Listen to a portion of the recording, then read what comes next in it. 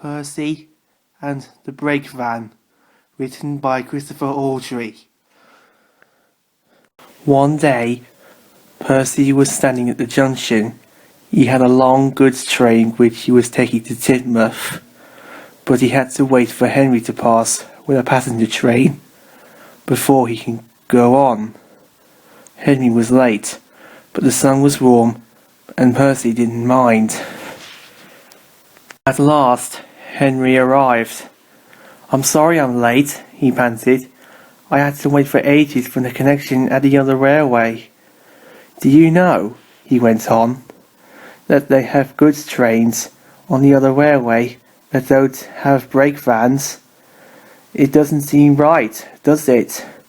You still got yours, I'm glad to see. Ah, there's the signal. I must try and make up a bit more lost time. Goodbye." And he puffed off importantly away. Percy told his driver what Henry had said about breakvans.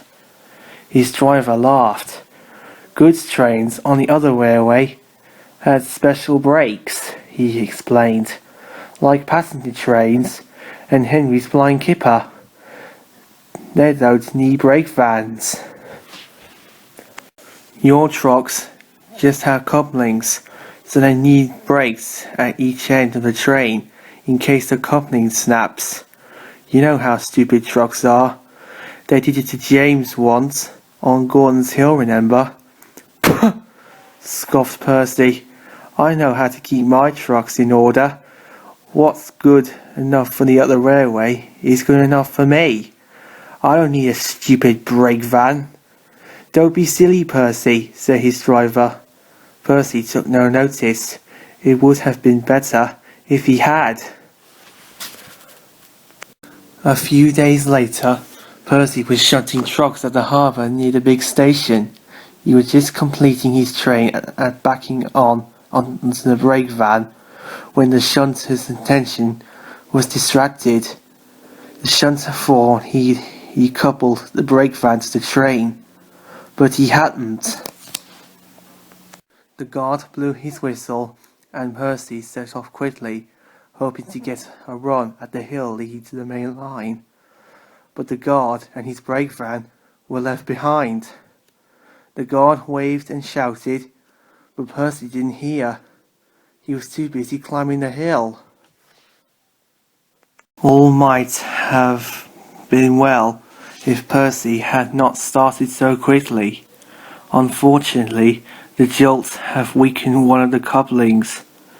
As Percy stormed up the hill, the weight of the loaded trucks dragging behind the weak coupling broke it. The last 4 trucks began to run down the slope towards the harbour. The guard was standing on the veranda of his brake van, and he saw the trucks coming. Quickly, he ran to his brake handle and checked that it was fully on. Then he jumped clear. He was just in time. The trucks hit the brake van with a resounding crash. The van shuddered and it was pushed along the line, but somehow it stayed on the rails and the truck's mad rush was halted.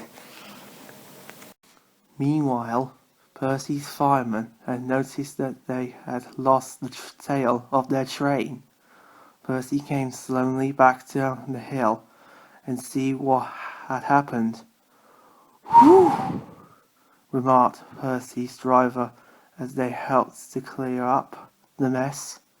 "You see, Percy, brake vans had their own uses after all."